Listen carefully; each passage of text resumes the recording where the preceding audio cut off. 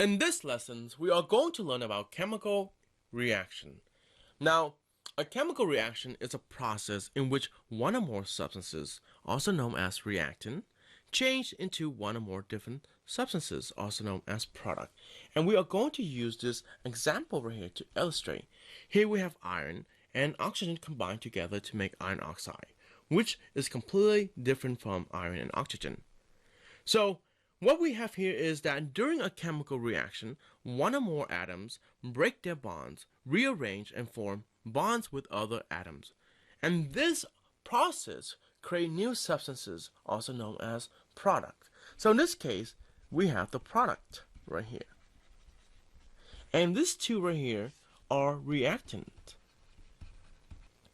And one of the most important concepts in chemical reaction is this.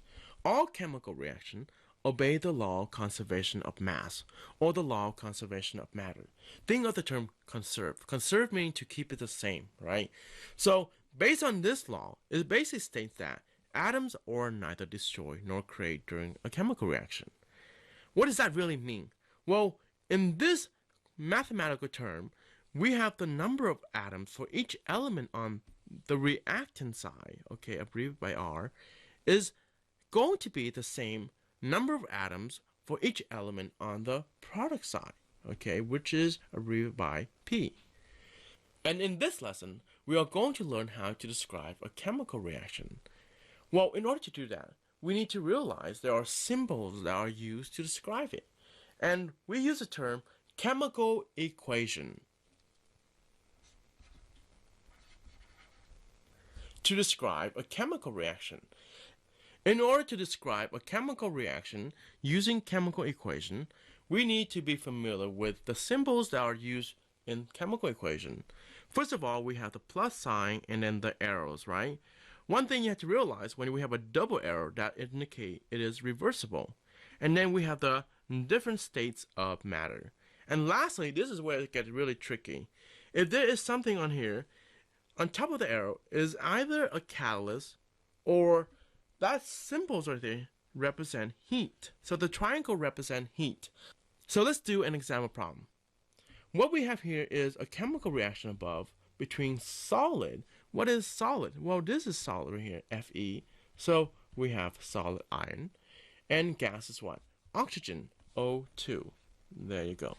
To produce solid iron oxide. So what we have here is Fe2O3. And that's all we have to say about this chemical reaction. Well, this chemical reaction is not reversible, and during the chemical reaction, we will not observe any energy or light because we don't see any energy or heat that's being produced in the process. So therefore, we don't see any light. Lastly, the chemical reaction does not require a catalyst because if it has a catalyst, it will have something on here, right? Let's try another example problem. Here we have combustion of methane. And here we have CH4, and that's gases, okay? So the reaction above reacts between gases CH4 and gases O2 to produce gases CO2, what else? And liquid H2O. There you go, that's the L. And we notice this is also produced as well, which is heat. And heat is basically energy, and therefore the light that we are going to see.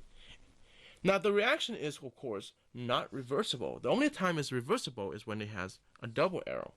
During the reaction, we will observe energy and light because of that heat right there.